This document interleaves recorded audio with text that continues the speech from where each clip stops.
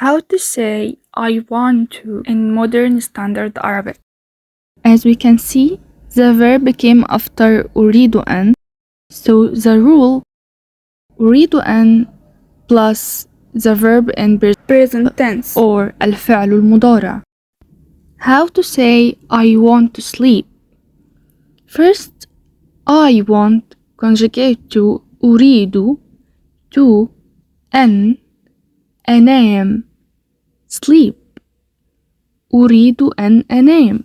So the rule أريد أن plus الفعل المضارع. So if we have the verb drink, and drink meaning يشرب in Arabic, and when we conjugate it with أنا, it will be أشرب. So how could we say I want to drink?